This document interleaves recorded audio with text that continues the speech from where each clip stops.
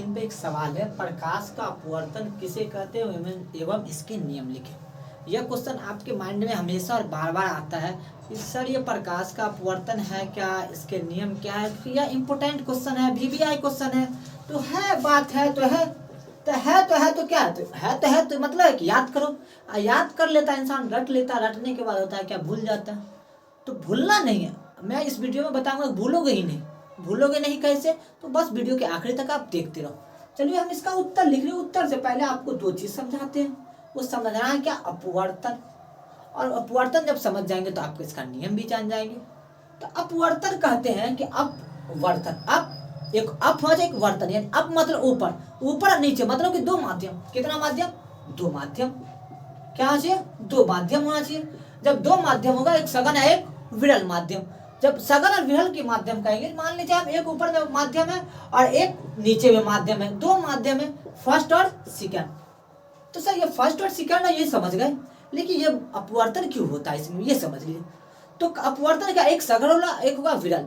अब इसमें हम ऊपर वाले को मान लेते हैं विरल सघन, और नीचे वाले को मान लेते हैं विरल। और सेम उसका विपरीत होगा, विरल होगा सघन होगा, वो समझ लीजिएगा। तो बोलता कि जब प्रकाश की किरण एक माध्यम में आ चुके दूसरे माध्यम में प्रवेश करते, यानी जहां पे दोनों माध्यम का जो बीच का सिरा उस पर जब पड़ती है, उसके बाद जब दूसरे माध्यम में प्रवेश करते, तो जब सघन से विरल में जाते तो अब क्या होता है, अभिलंब से दूर भागता, अभिलंब से दूर भागता। कहने का मतलब जब प्रकाश की किरण एक माध्यम से दूसरे माध्यम में प्रवेश करती है तो उसके पथ में, मतलब है कि ये सीधा ऐसे आ चाहिए, लेकिन आने के साथ क्या हो, दूर भाग गया।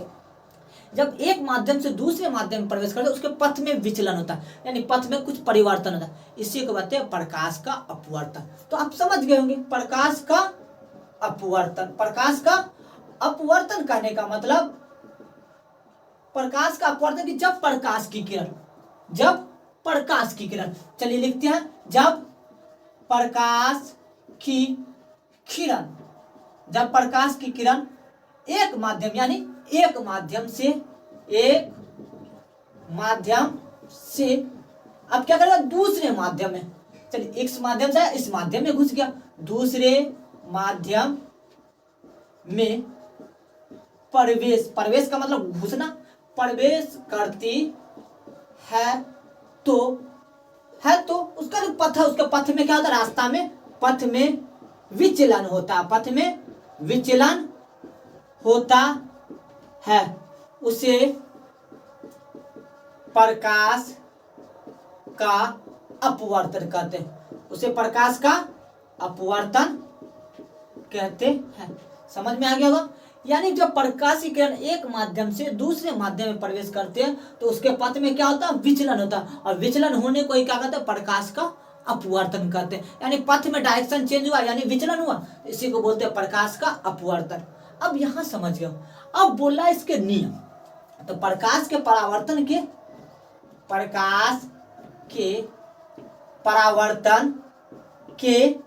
नियम। अब ये प्रकाश के परावर्तन के नियम है, वो कितने, दो नियम है। कितने नियम है, दो नियम। तो चलते हैं बारी बारी से दोनों नियम के बारे में जानते हैं। सबसे पहला जानते हैं कि आने वाली किरण को आपतित किरण बोलते हैं, और उसके बाद जो आपतित किरण जो दोनों सतहों के बीच वाली किरण होती है उस पर खींचा गया लंब अभिलंब, और जो दूसरे माध्यम में घुसे अपवर्तित, ये तीनों एक ही सतह पे होते हैं। यानी पहला नियम बोलता है कि आपतित किरण